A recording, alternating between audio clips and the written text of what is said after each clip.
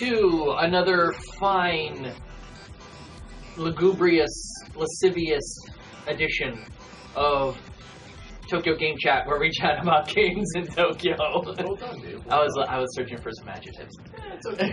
Sometimes we search. Yes. How are you, Nick? I'm doing okay. Have you recovered? I'm just about recovered. Yeah. Hearts have grown back. Legs are not falling off anymore. Feet are feeling better. You're in better shape than me, and I'm surprised that that really did a dying. number on you. I think it was the waiting I did. Yeah. We'll talk about that. That was a big thing. Yeah. So we're back. This is our post Tokyo Game Show 2017 Tokyo Game Chat. Where we're going to talk about what we saw at Tokyo Game Show, our impressions of things, who we talked to, those kinds of things. Yeah. So how are you though? I'm fine. Dude, I got home yesterday, and the walk, I don't know, maybe I'm used to walking because living in Tokyo, you just walk everywhere. I mean, except for the trains, of course. But I was okay. I was tired, came home, got a shower, but other than that, I was fine. It was not my first rodeo, so, It was my first rodeo. So your expectations, being your first Tokyo Game Show, or big game show, period. I mean, I've never been to E3, you've never been to E3. Have you been to PAX? I've never been to PAX. Okay, because we have, shout out, friends of the show, Noobs, Viv, Andy, Steve, all have been to PAX, I think, once or twice. I want to say once or twice. PAX Prime, the main one. What were your expectations going in? Going in, I thought there was going to be just as big a boost. I thought everything was going to be a little bit more compact. It was a little bit more open than I thought, which I'm glad. Open, you mean like space? Space-wise. Okay. Yeah, although that was not my first time going to that location for a big show thing, because I went to Wonderfest, which was like the toy version, if you would. But that was, everything else was pretty much what I thought it was going to be. Except for the wait lines. The wait lines and waiting. Well, that's the one thing, waiting is, like, I knew that I was not going to get up at the butt crack of dawn to go wait in a line. It's probably best that you didn't. Well, I just normally, for me, like, the games that they have there, the stuff that they show, my feelings are, I want to go. I like the spectacle of it all. Yeah. Everything's so over the top. But there's nothing there that is not going to be available at some point. It's true. That any videos they show are eventually going to pop up on YouTube. Any demos that they have eventually will pop up on either the Japanese or US PSN. Not the next day, of course, but eventually. Yeah. So I don't really feel the need to wait in the lines. And also because even I was there much longer. What time did you get there yesterday? Yesterday I got there at about 7:30 and proceeded to do my waiting. Yeah, and then Saturday, what time did you get there? Saturday I got there 8:30. Okay. I didn't even freaking show up till 11:30. Yeah, 11:30. And it took me a half hour because I had already pre-purchased a ticket. I didn't wait in line to buy a ticket. And so, even then, it took me a half hour to get through all the lines and everything that they have weaving around the maze-like thing, ropes and everything. So I eventually got in there at noon. Because normally, I go later in the day because it's not so much of a line. This year, there was one thing in particular that was the big draw for everybody, and I think that's why it was so crowded. Like last year, I blew through. I think I got there maybe about the same time. I blew through that line, that waiting and all that stuff about 10 minutes. Oh, okay. Yeah, so I think there was one thing in particular at TGS that everyone was there to see. And what could that have been? I can't imagine. Monster Hunter World. Yeah, I've heard it's like a little indie game. It is like some type of little indie game. Oh, yeah. Over the end, yeah. we gotta go opposite. Yeah, I was hyped. I mean, hyped, amped. Those don't even come close to describe how much I wanted to play this game. For those, almost everyone who knows me knows I'm not a morning person. I do not like waking up. Join the club. I like sleeping in. Amen, brother. I woke up at 5 a.m. to start my journey to go play this game. It is physically not possible for me to get there sooner because my train doesn't even start until 5:15. Yeah, that's usually for most places. That's first train. And I had an hour and a half train ride. Yeah. So hour and a half train ride. Get there. Just as an aside, what line did you take? Did you take the KO line? Yes. Okay. I just wondered. Yes. Okay. That was the one I took. The train was packed full of other people. So, sure enough, as soon as those gates opened, it was off to the races. Where it's just like floods of people pouring out of this train. So I used my limberness and agile speed to quick like a cat. Surpass all of the train goers and get out ahead of the group. I seem to recall the tweet, I'm weaving in and out of people like a NASCAR race.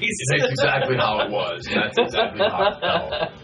Because after I was done running, I was still heavily, speedily, fastly, I don't know about that one, walking and weaving through people to make my way through the line. And I, 2.5 hour wait, which in the sun decided to come out, and they had us all sitting for a while, and it was like really weird because I'm standing, and it's like a wave of people falling / sitting in front of me, and then they get to me and like, they're having us sit down. I was like, okay, this is cool, Then they had us standing for an hour. Like, now the sun's out, it's hot, people were right next to me. It wasn't too good. And oh, wait. Let's try this. So it wasn't too good. Yeah, it wasn't too good. Noise effects. We're trying sound effects. I was not in time. I did not even come close to getting a ticket. By the time I got up to where they were showing what tickets they had available, Monster Hunter already had red on it, which meant no go. Sorry. But, and then, Fallout, I saw Fallout VR was still open, but, those signs here don't have English. So I went in the wrong line. Where was the Fallout VR? Fallout VR was in the Sony experience, I want to say. It was like tucked away in there. Oh, okay. But, they had you go up, and if you weren't getting tickets, you go off to the left. If you were getting tickets, you stayed on the right. Everyone's, we're in Japan, everyone's speaking the native language here, all the Everyone's signs. speaking jive. Yeah, everyone, everything's in the native language. I had no idea, I go through, as soon as I, crossed the threshold, I realized I don't fucked up, Dave. I kind of turned and looked, and I was just like, I tried to ask a guy, if I could get back in line. There's a language barrier. I was already a little agitated about Monster Hunter, about flipping the table with the maps on it. I didn't though. Donkey punching Ryozo Tsujimoto. I mean, he's a smiley little happy guy, but I think I probably could have gave him a gut punch. And just said this is for the rest of the fans. Yeah, so shout out to a pirate in Japan on Twitch. He streams a lot of Monster Hunter Double Cross on that Nintendo console Switch. Yeah, he also was there to get in line, and he did not get in either. He was he got there about a half hour before I did. Because when we were waiting, I was at 6. And he was right up at the 5 mark. Yeah. So maybe about 50 meters of packed Japanese in a can ahead of me. Yeah. And he was not even fortunate enough. Which, I've accepted it's okay. I'm not angry at the world anymore. Okay. So overall, like the Monster Hunter World, like the display you see over here, the picture over here, that thing was freaking huge. Massive. Yeah, the guy you see in the lower right of the picture, that's an actual person. He's dressed in costume. I'm curious. Let me show you, see if I have a picture of him. While Dave's pulling that up, so the monster they have there, that's the new flagship monster. Zora something is the Japanese title. So when it gets localized, we don't know if they're going to change the monster's name or not. The cool fact about this now is, so at E3 they had the Rathalos, which was a big, huge display like that too. Before that, I want to say for generations, at E3 they had the Gormagala, and they keep having the same artist for all these, which is being really cool. Yeah, so here's our hunter. That's quite a costume. Yeah, and the cool thing is that they're showing off the new grapple. So he was very keen at making sure that was always out front, or him shooting it. So that was really cool, because it's going to be a cool mechanic in the game. Yeah. So, I mean, like, the display and all that kind of stuff, you think you were happy with that? I was amazed at, I'm going to say, like, just Sony's setup. Well, that wasn't even that wasn't even Sony's. That was Capcom. Oh, yeah. Sony had their own little one. Both of them. Yeah. Both of, like, the Capcom, Sony, and the other one that was really impressive to me was if you went back in the back, the DMM games, they had the PUBG booth. Their setup was really sweet. Twitch's was also really nice too. It had a really nice, like, modern look to it. Yeah, they did. Actually, let's take a look at Twitch's booth. Dave's like loving this stuff. Oh, this is like the coolest thing. I love that we can do this now. So actually, then we'll finish up some Capcom. So other stuff from anything else from Capcom that you were kind of jazzed about? I know for me, it was mostly Okami HD. I mean, I'm excited about Okami, because as we talked about, this is going to be my first time playing Okami. I mean, I've watched all my roommates play through it, but that's about it. Here's our... Yeah, that's the Twitch booth. That was the Twitch booth, rather big. Yeah, I mean, I would say, because they had the partner lounge. Yeah. Which was, if you're a partner of Twitch, I don't know if you had to set up ahead of time, but you could go in and stream. Yeah, I'm sure you had to show some kind of credentials to prove you were a partner. I'm guessing if you become partner, there's something you had to show them, or you have to, like, I don't know, something that proves, yes, this is me and I am a Twitch partner. So that was cool. You couldn't go in there. No, but they had meet and greets with some of the Japanese pro streamers and pro players. Yeah. Which I didn't know any of them. No, I did not recognize one single pro player. Yeah, I have no idea who they were. Which probably, I probably should be trying to focus on esports a little bit more and have somewhat of a knowledge, I feel like. Why? Just because you didn't know who they were, that's not a shortcoming on your part. No, but maybe for future endeavors, it might be good to know some esports, or have knowledge of the esports. More knowledge, I should say. Yeah, but it was nice because they had, some live... Come on, it's okay now. They had some live streaming, it was the random select screen, but Harada, Katsuhiro Harada, the creator of Tekken, was there. They had a Tekken tournament that was going on. That was live. I thought that was really cool. They had a couple different live shows they were doing. Yeah, they had a couple different live shows.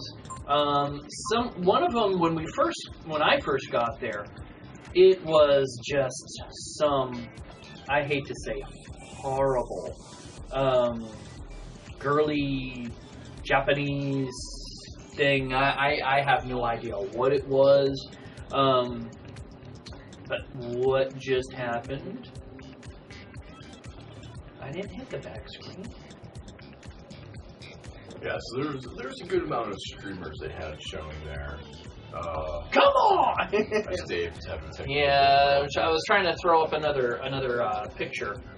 Because the Twitch booth was partnered with, or I should say, H1Z1 and Daybreak? Daybreak Studios, who make H1Z1, Just Survive, DayZ. They were partnered with them, so they had like, the backside. H1, yeah, huh? That same studio does DayZ. Yeah. You're kidding. No. Those guys. And that was the H1Z1 presentation. Shout out to Adam Clegg. He is a lead designer on H1Z1. Yeah, I don't remember his Twitch. Or not his Twitch, his Twitter. Arklager. At Arklager. He was a very nice guy. We chatted with him a little bit. Yeah, I was super surprised. Day one, when I was waiting to play H1Z1, he was, talking with me and was just asking me, how my experience was, this and that. I thought he was just one of the guys they had hired. I didn't realize he was someone of higher power. Of higher power. And so, the next day when me and Dave were there, we were waiting, he heard us talking and spun around real quick, all excited because he heard English. And then he recognized me again and we started talking again. Yeah, he said, when he comes to these shows, obviously being an American, what he's hearing Japanese all day, every day, and so he says, when he hears someone in English, it just kind of makes you take note. And it really does. And then, so that's over here. That's the H1Z1 setup. Yeah, they had maybe 10 or 8? I don't remember how many. They had a whole computer setup where you could add a round of solo H1Z1. The really cool thing was, so if you won the round, they were giving you the Nightmare Mask, which is an exclusive in-game item. I was going to say, explain the Nightmare Mask. Yeah, so the Nightmare Mask is a cosmetic addition in the game, but it's a dark unicorn, essentially. Oh, who's that? Oh, gee, who's that playing H1Z1? Because their big thing was, if you won the tournament that they had going, you were going to get winning a free trip to Long Beach, California for the H1Z1 Championships, sponsored by Twitch. Yeah, for TwitchCon. Yeah, or TwitchCon, thank you, yes. TwitchCon. Going to Long Beach, TwitchCon. So, Twitch really, to me, Twitch seemed to have the most interactive booth. Yeah, I would say so. They were definitely. I feel like I'm not gonna say most friendliest, but maybe it's because there's the most English speakers there. I felt more comfortable speaking with them. Yeah, because they had a lot of people who they're from Twitch US, and you have folks from Twitch Japan who also, but they speak Japanese and English. So for them, it's like if you see the picture here, the guy in the purple Twitch T-shirt, he works for Twitch Japan. I forget his name because I looked him up, but he's bilingual. So, and I have seen him before. I think I've seen him on a live stream or something. Oh, okay. So, or his own live stream when he's playing something. So basically, he was able to speak in English, ask Adam questions about the game in English, everything else, and then also to the Japanese in the crowd, he would also then say the same thing and explain everything in Japanese, which I thought Twitch was probably the most language friendly. For sure, they were definitely the most language friendly people. Definitely. Well, we talked about Twitch then. Okay. One thing we want to maybe a little bit of news. So you've heard that the fine people over at PlayerUnknown are suing Fortnite. Yes. And it was, what it came down to was because Fortnite said they used the actual name PlayerUnknown inspired them. So because they said that PlayerUnknown inspired them, the creator of PUBG essentially took that as saying, I'm copying your game. Yeah, and so now it's gone into a legal battle, I guess, over... It's so stupid. Who has the rights to the term Battle Royale? Nobody. Yeah. So that's, I mean, really, if you're going to take it into legal matters like that, you may as well, PUBG, get ready to be sued by, the estate of, what was his name? Kinji Fukasu, if I'm probably saying it wrong, the director of the Battle Royale movie in Japan. So his movie existed, his movie existed before your game, so get ready to be sued by his estate, PUBG, so you'll probably lose money too. If you really want to take it that far. But I just think that's... And that was one thing, though, that the guys over at H1Z1 spoke about. They thought it was also, like, crazy. Yeah. They should be taking... I mean, you have companies that are taking the same idea and improving on them, taking their own twists of them. I mean, at that case... Let's go back to like a first-person shooter who's the first one. Yeah. And start saying everyone else copied me. Let's go back to Capcom trying to sue everybody who's ever made a fighting game after that. So I mean, it's a silly thing. Move on. Yeah. You're gonna have copiers. Rockstar has dealt with this with GTA.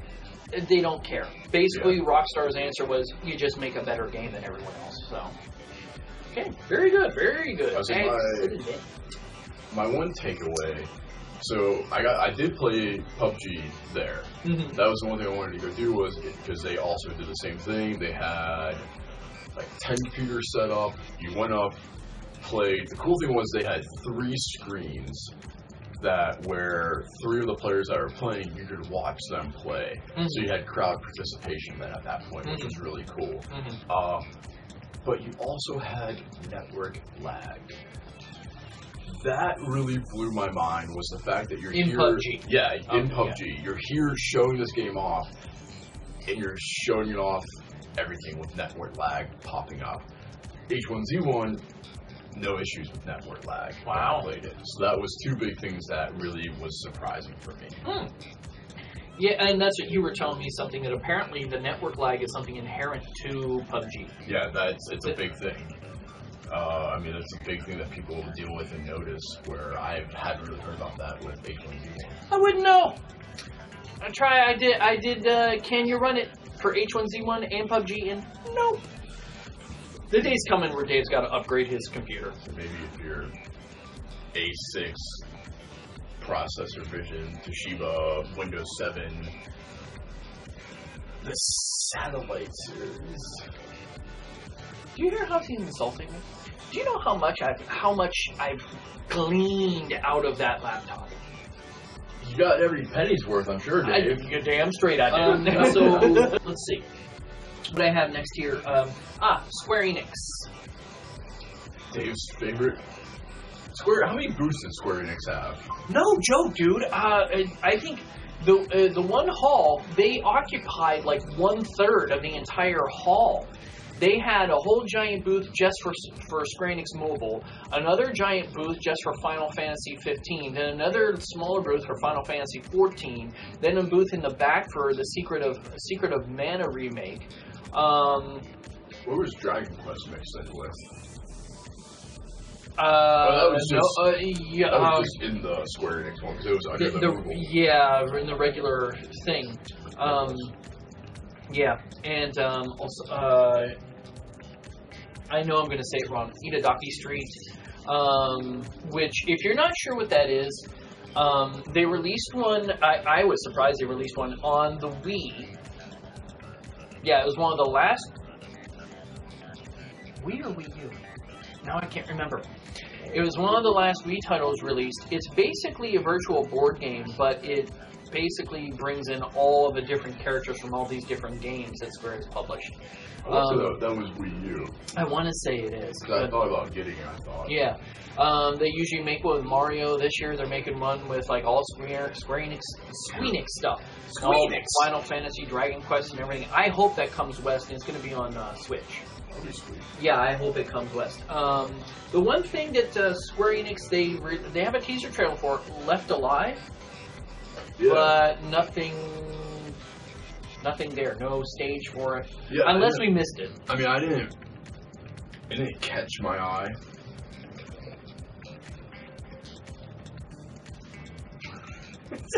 I was just saying, catch your eye.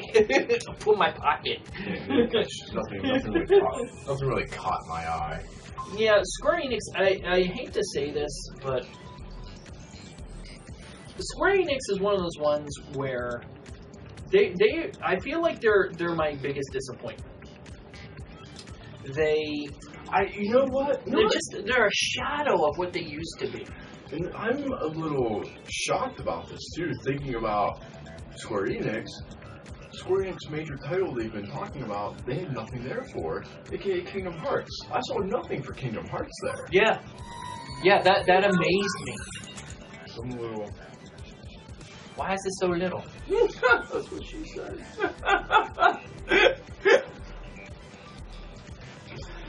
Where's the funny emoji? Get out. Oh, you know why? Because it's in the wrong frame. That's why. So it's always in small, folks. It gets bigger. Trust me. I'm a grower, not a shower. But anyway, yeah, Square Enix is always a big disappointment, just because I feel like I think I even tweeted that Square Enix used to make the trends. Same size. Nah. They used to make the trends. Yeah. Now they just chase after them. Final Fantasy 15, they want to put in multiplayer. All these, it's kind of like they're like, okay, what's the popular things everyone's doing right now online? Let's throw that into the game somehow, whether it makes sense or not. Throw in a battle royale system. How much you want to bet that's coming? I mean, how much you want to bet? Would not be surprised. No. Yeah, Square Enix, step your game up for next time. Yeah, guys, I don't really get what you're doing, frankly. Square Enix. So Konami. What was the big thing? What would you? The big thing we look at Metal Gear Survive. Which, the more I'm thinking about it, was really kind of strange. I mean, it looks cool, but it was odd. I think it just kind of just looked silly. Well, I kind of think that, I don't know, in some ways, I kind of think that's the point. Okay, maybe. That was my first, it looked cool, I would play it, but that, I asked you though, is this supposed to be a full game? Because I'm a little shocked that, if they take, it'd be cool if they did a download or a DLC of that for people who already have the game. Yeah. But they won't. No, I think because of Metal Gear Online, I think is probably coming to an end soon. And so I have a feeling they're looking for something to replace it.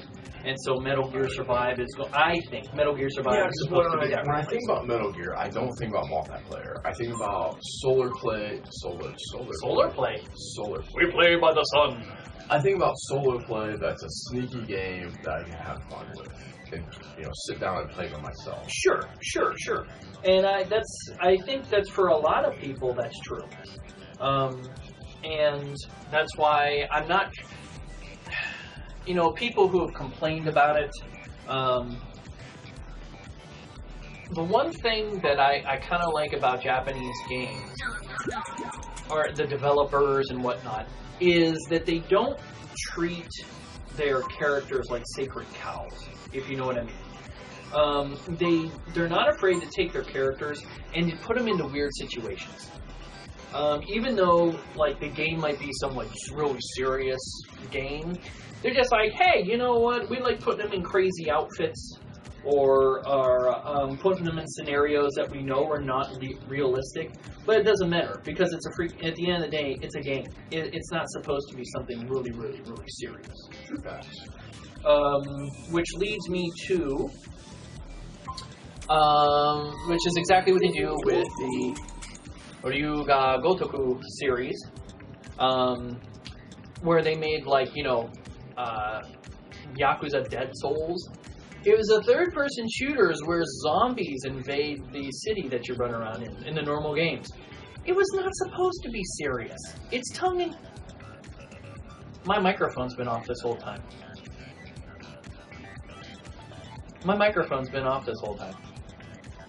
I just now turned it on. Oh, well, you know. Beazle, what's up, buddy? Hey, Bees, what up, yo? Thank you for saying something in the chat. No one else will. Yeah, thanks for popping in. Thank you for saying hello. Appreciate you. Miss you. Dearly. Sexy beast. Yeah, they're not afraid to put their characters. I've heard you the whole time, yeah, because you heard me through the PlayStation camera.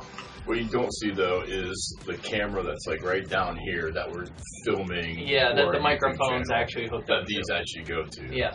So, I don't know. I may end up giving the PlayStation video to Nick to edit. Or I might do it. I don't know. We'll see. Yeah. So, but they're not afraid to put the characters into rip. Yeah. They're not afraid to put characters into weird situations. So, like, this booth, this is what I wanted to see, where was the new Yakuza stuff.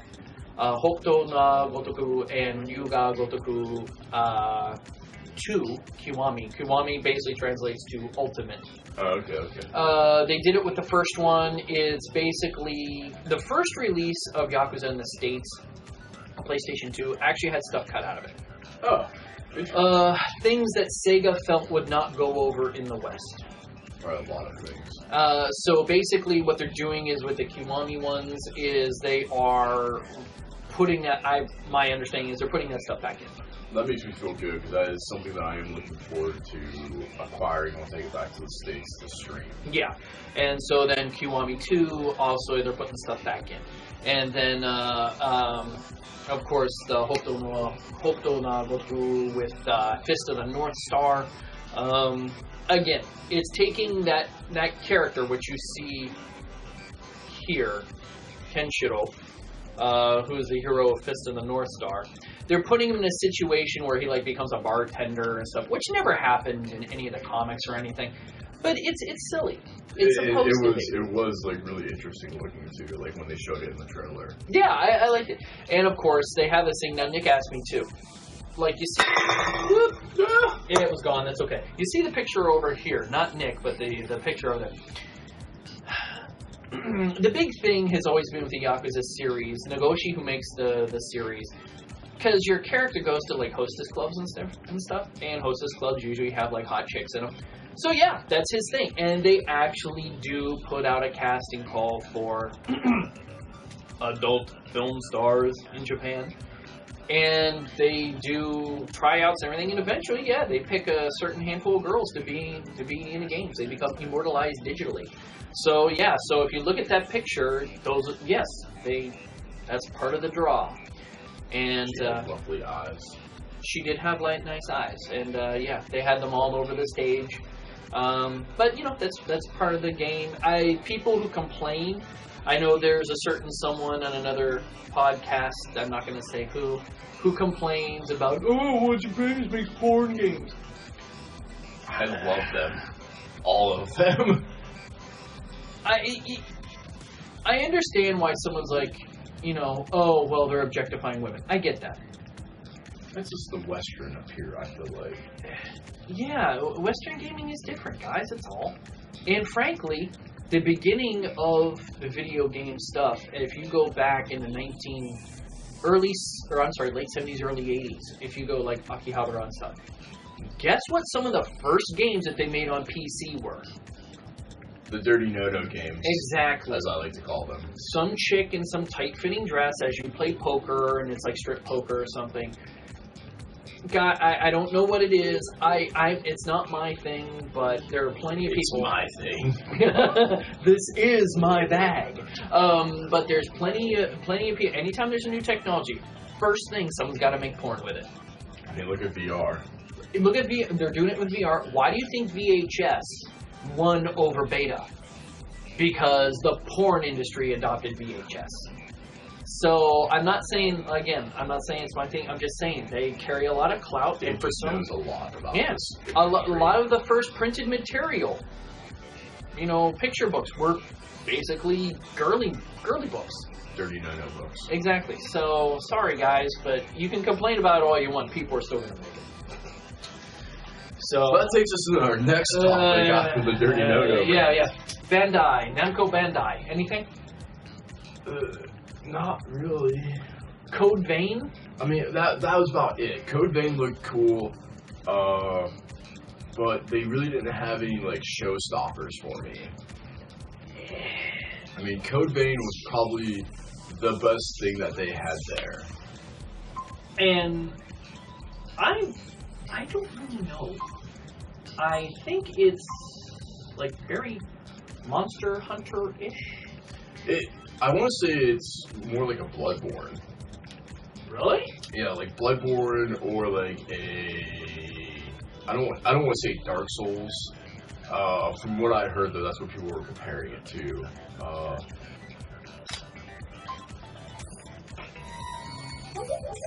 Dun, dun, dun, dun. Is that 10 minutes? Is that 10 minutes? Yeah, something like that. Yeah. Being a hot We'll just girl. go back to Code Vein. Busy. Is your microphone on? My microphone is on. Shut up! Can't hear me.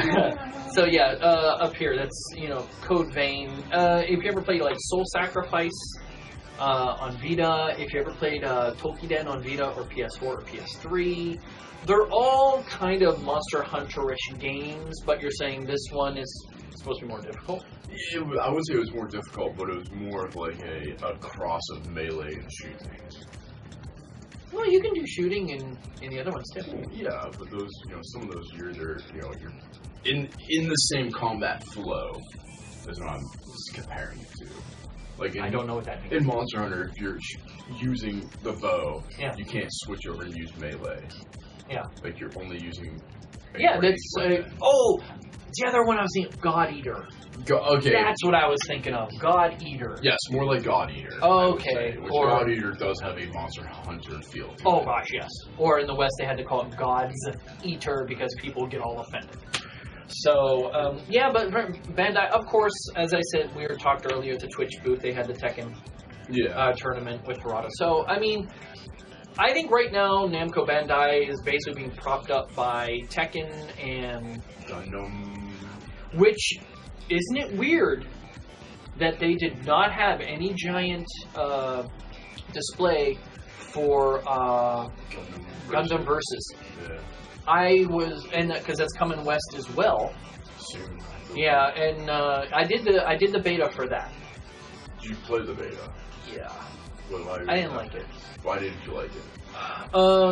It's cool controlling a giant mech, but for me, if you have your since PS2, you have dual analog sticks. Why would you not make the right hand stick camera control? The left analog is movement. The circle button, which maybe in the Western release it might change. The circle button lets you toggle between targets. That's what moves you. You cannot control the camera freely with the right analog. I don't like that. Hated it. And also the combat, it's frustrating because they put you in an arena with other Gundams that obviously are faster than you. The AI can do things you can't do. You tend to go very slow. It's one of those things where it's a lot of imagine strafing in a third person where you don't have camera control. So you're moving in on an enemy, suddenly that enemy does some kind of jet boost, flies past you super fast strafing, hits you with a beam. No, they don't call them lightsabers. They had to call them beam sabers. Hit you with a beam saber as they go past, and suddenly, the head of your mech falls off. You're like, what the hell just happened? And because you don't have camera control, you can't even track them as they go past you. So I just thought the controls were really awkward. Maybe that's why they didn't have it there. Yeah, so Maybe. Bandai. Maybe. I mean, Bandai was really, they were pushing the new Naruto game. I know that. And really that was like garbage. Yeah, I really didn't have anything else. Yeah. But, So yeah, I can't say that I was like I didn't think Bandai did anything that fantastic. yeah, but then Then you had we talked about Sega, okay, and then you have some hardware manufacturers over there. yeah, that was really cool to see. Razer was there. And they had showing off some of their headsets, mouses, keyboards. Mouses or mice? Mice. The Razer girls were there. I thought that was cool. I think Dave is finding his photo, maybe? Well, just the Razer booth. Yeah, so you have the Razer booth. The cool thing that the Razer booth was doing was if you took a picture or a selfie, or not, no, it wasn't a selfie, just a picture with the Razer girls. The Razer chick. The Razer chick. Well, there was multiples there. Are there? But, oh, yeah, okay. there's just the one that you were getting pictures with. So if you took a photo with her, you had to tweet it, tag it, show them it, and then you got either a lanyard, sticker, or a cool like keychain. Oh, and here's Dave over here with his. Admittedly, she was hot. Not gonna lie, she was hot. She had a sense of humor too. Yep. You know, you did your power fist with her. Wink. Let's try and keep this at least PG-13. And me and her did the gangster arm cross, serious look. Yeah. So she was. You just want her to push herself up. She was having a good time with it. That's PG-13. That's okay. So yeah, Razer. I like that they like you said. At first, you were in line. You're like, get a goodie bag. I thought you got more stuff. So yeah. So I'm guessing you had your choice of the bag, the sticker, or the keychain. No, lanyard, whatever. It was. You got the bag, and then you got keychains. Maybe they just ran out then. Because when I got through the line, luckily one of the guys that was there working for Razer was obviously American or Canadian. Unfortunately for me, I don't have data on my phone. I can do Wi-Fi, but there's no free Wi-Fi at this place. Obviously, there's no way they can handle all those people. So, yeah, I took the picture and everything and just told him I don't have any data. Is that okay? But I have it saved on Twitter. He says that's okay. And so I got the Razer lanyard, which is cool. Cool. I preferred it. Yeah. Who else was HyperX was there. HyperX, they sponsor a lot of streamers. Daigo Umihara, who is the big Japanese Street Fighter player, they sponsor him as well as some others. They had a thing, if you did an online survey about their products, I guess they're trying to gauge what kind of stuff people want. The big thing Nick and I noticed was a gaming headset that you could use wired, but also switch to Bluetooth on the go. We're like, yes, we would like that. So if you did that, you got a HyperX pen and a coaster. Yeah. I did like the coaster. It says "We are all gamers." I thought that was kind of cool. And then you got a ticket for a drawing at 4 o'clock, which we totally missed. As far as I know, one of us won like thousands of dollars worth of HyperX stuff, and we never even got it because we never went back. MSI, who they make. That took like a really long time. What's that? I don't even know what that is. Yeah, that. What is it? This was my keychain I got from Razer. So like for a mechanical keyboard. Yeah, it's a mechanical keyboard. Oh, sweet. It's pretty dope. That's cool. Yeah. So that's why I saw this. I was like, this is kind of interesting. I think I was annoying a lady on my train last night too. So I was like, oh god, like a fidget. Yeah, because it has that clicky mechanical noise.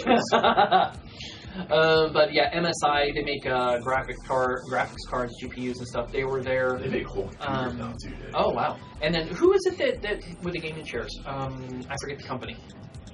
Driven or something like that. Maybe something because they have like the drifter seat, the formula seat. So I want to say that it was like Driver or Driven or something was the company. I did try one of the seats. They are freaking comfortable. God, I wish I could have one. Of course, I looked at the price tag. $400? Sorry. I mean, if I knew for a fact I was in Tokyo forever. You got the 5% off coupon though, Dave. Oh, 10%. Oh, 10%. Yeah, I get $40 off. If I knew I was going to be in Tokyo forever, I'd be like, yeah, I think it would be worth the investment. But at this point, it's just not worth it. Yeah, so that's kind of a lot we saw. What was your favorite thing? My favorite thing. Oh gosh, Somebody left a chat. Whoever left the chat, see you. Thanks for saying goodbye. My favorite thing. Of all of TGS, what was your favorite part of TGS? Spend time with my friend Nick. Oh, thank you, Dave. I don't know who that guy is. For me, TGS, like I said, this is my 4th TGS, and I've never had like that one thing that was my favorite thing. To me, it's the whole experience. Okay. And it's the bombastic, over-the-top sensory overload that I kind of like, the spectacle of it all. Okay. And being around other people who also play games, who don't think it's immature, who don't think that you're weird, who don't think that it's strange to stay home on a nice day and play video games. And I will say, don't read too much into this, but it was nice this year going with something, being able to share that with somebody. But because, in the past, if I go by going by myself, people I work with, they're not interested in going. Yeah. They're like, oh, that's cool, but they would never go. And so it was cool to go with somebody and be like, oh, dude, check this out. Oh, isn't this awesome? And all that kind of thing. And so it was really nice, being there with partnering with somebody else. So that was cool. So yeah, the whole that part is probably my favorite part. Just being able to not being there just by myself. Least favorite part.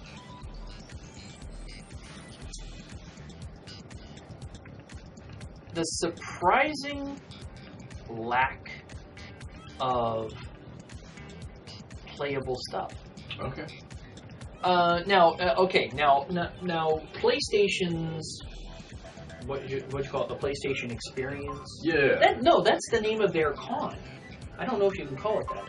But the PlayStation booth notwithstanding, I was surprised how little there was to actually play as far as new games.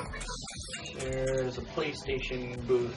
It's kind of a faraway picture because it was pretty massive. Yeah. And it was actually kind of confusing but they had obviously all their VR stuff that you could play. They had a Call of Duty thing going.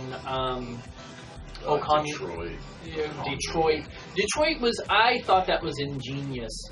The display were people, real actors, I'm assuming, somewhere around Tokyo, who are acting like the androids that you're going to encounter in Detroit. Okami HD. It's that Sword Art one, but I forget what the what they call Fractal Bullet? Phantom Bullet. Something like that. So they had a lot of stuff to play, but there's just so many people that I'm just not. I'm not someone who's I'm not so obsessed with a game that I'm willing to stand in line for hours on end to play it.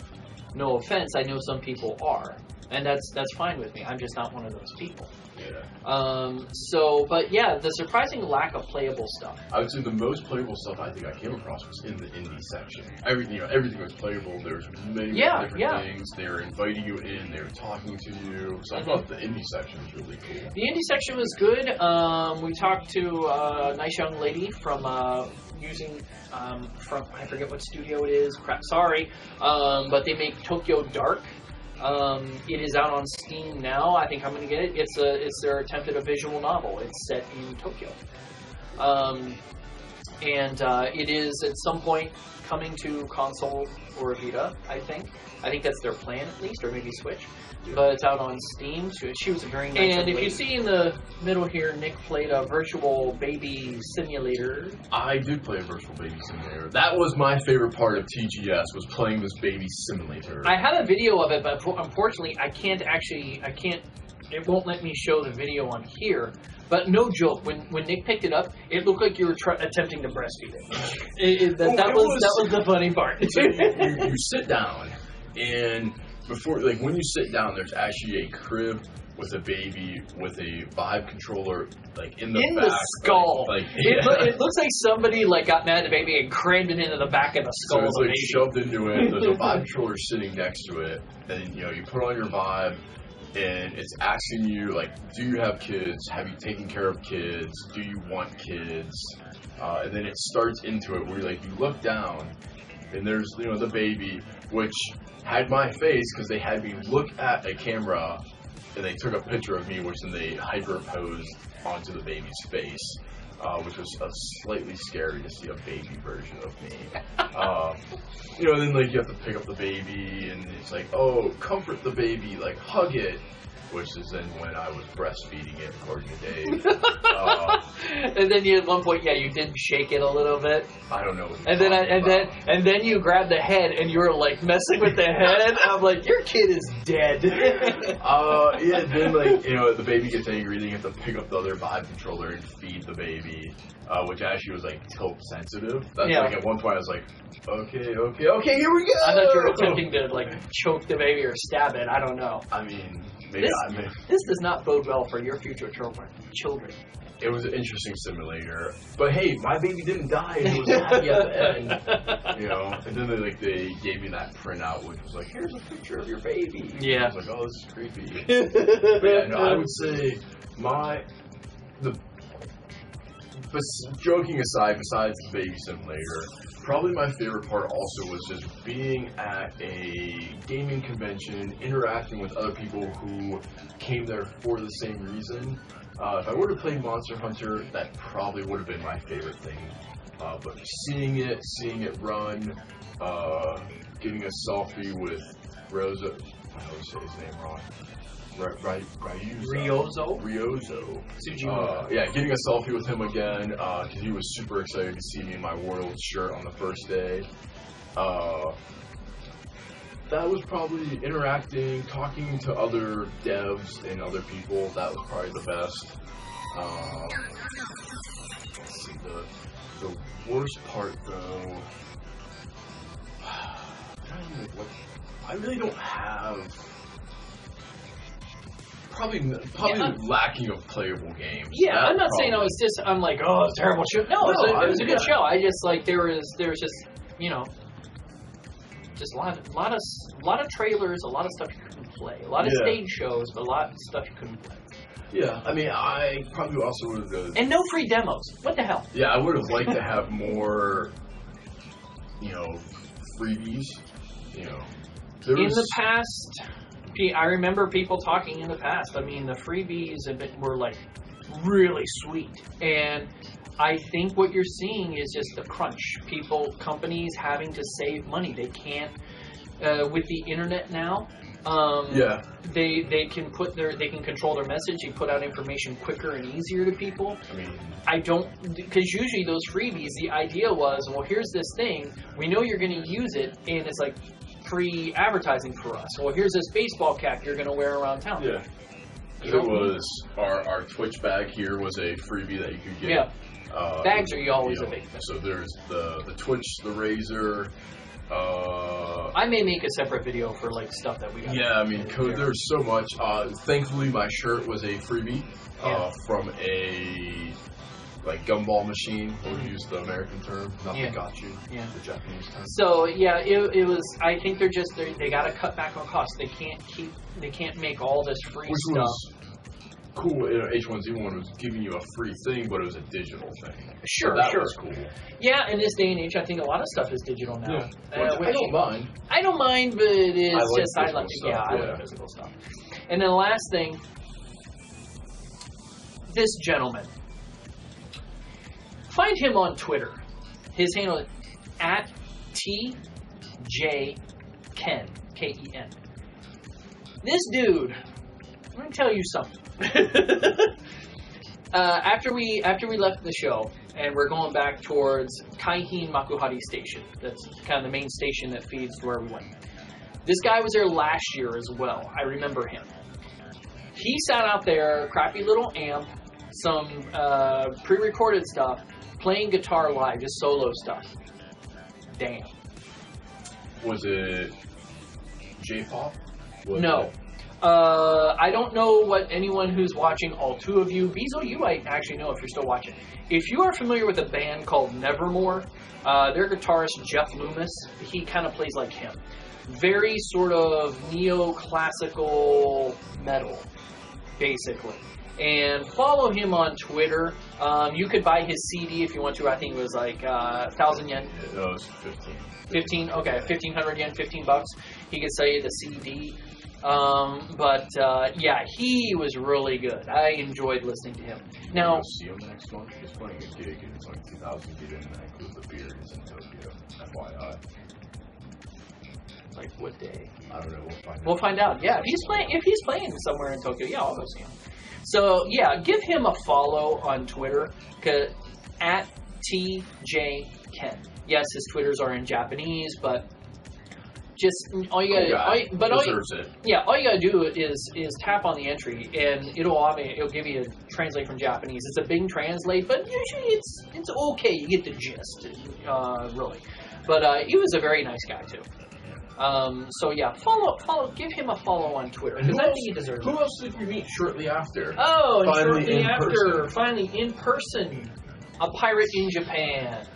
Yeah. Monster Hunter streamer extraordinaire. Give him a follow at a pirate in Japan. His Twitter and his Twitch channel are the same name. A pirate in Japan. Yeah, give him a follow. Very nice guy. He was at the show, but because he drove down to Tokyo for the show.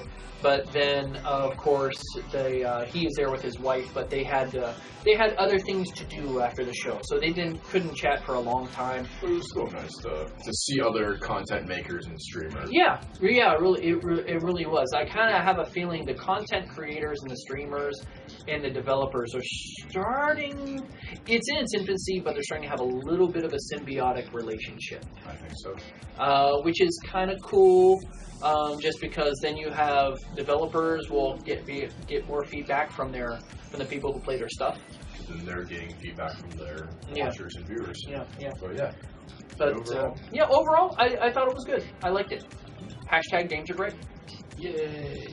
So, YouTubers, YouTube watchers, thank you guys for watching. Thanks for tuning in. People watching on Twitch right now, thank you for watching Beazle, and we don't know who the other two people were, so... Yeah, thank you guys for tuning in. We appreciate you guys. Yeah, we're always trying to get more people to watch the live stream as well. I've posted on Twitter, Facebook, PSN, everywhere I can, Twitch, everywhere I can imagine. And the thing is, it's like people are liking the post, which is cool. Thank you for liking it. We appreciate it. Watch. Yeah, just tune in, give us a view. I mean, Craig, we know you're playing, you got a Destiny raid going on right now, but, hey, take a pause, tune in. We would appreciate you. Yeah. And so if people, like when we're not on a live stream or making a YouTube video, where can they find us? You can find us on Instagram. Oh, yes. Make sure you follow us on Instagram, because a lot of the photos that I showed, I'm going to throw up on there, maybe some extras. Yeah, you can find us on Instagram at Tokyo Game Chat. Mm-hmm. You can find us on Twitter at Tokyo Game Chat. Gmail, you can reach us at Tokyo Game Chat. Facebook, Tokyo Game Chat. there's a common thing we have going here. We've made it very easy for you to find out. So feel free, send us emails, send us comments, send us likes. YouTube, send us a like, a sub, a share. Tokyo Game Chat. Tokyo Game Chat. We appreciate it. We would, we always respond back to people fairly quickly. Mm-hmm. At least I always try to. Dave always tries to. So yeah, we will definitely reach back out to you guys if you talk to us. And we've done a couple giveaways. We have done a couple giveaways. And who knows, we may do something in the future. We don't know yet. The channel that we're on is my channel, Extra Wonton. Give me a follow.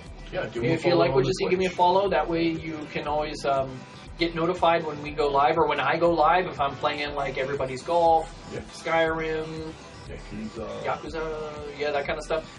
You can always interact with me in the chat. It's just easier to do it this way on a live stream instead of lugging computers all over the place. So thank you. But yeah, You're welcome. another TGS done and gone. There we go. So Looking have forward a to good next day. year. We'll see you guys next time. Thank you very much for watching. GG.